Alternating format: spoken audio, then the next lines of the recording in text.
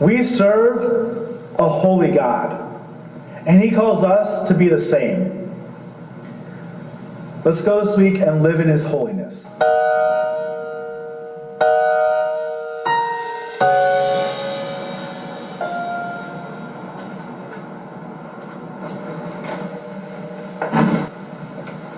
Hey, Pastor Stephen. Oh, hey, Allie. How's it going? I'm okay. Can I ask you something? What's your question?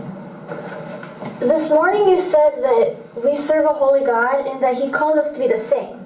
But what does it mean to be holy? Come here. So, I have a bunch of donuts here. There's nothing special about them. They're just plain donuts. Now watch. Now, what's special about this donut? Nothing? Right. It's just a plain old donut, exactly like all of these. Except this donut, I set aside because I'm going to eat it. I don't follow. So, this donut is set apart. It's the same as the other donuts, except this one is set apart for me to eat. It's the same, but it has a different purpose. That's what holiness is. When God calls His people to be holy, what He's really saying is for them to be set apart for Him. In the Old Testament, God's people, the Israelites, were set apart from the other wicked nations around them, dedicated to God. And that's what God calls us to do today? That's right. Paul says in Romans 12:2, not to conform to the patterns of this world.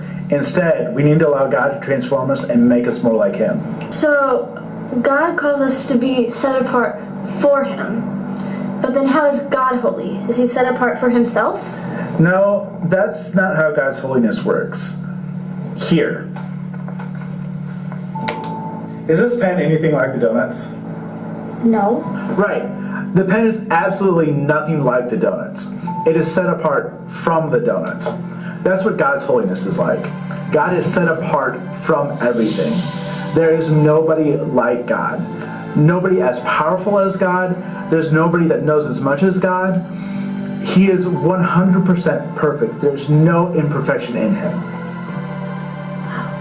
So when God says He is holy, what He's really saying is that there's no one like Him.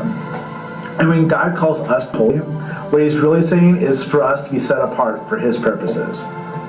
So, God has made me holy, right? If you believe in Jesus and His death on the cross, yeah. And God is calling me to dedicate every part of me to Him. Right. And the reason I do that is because He's so holy, and He's the only one who deserves it. Exactly. Wow, that's the word to live by.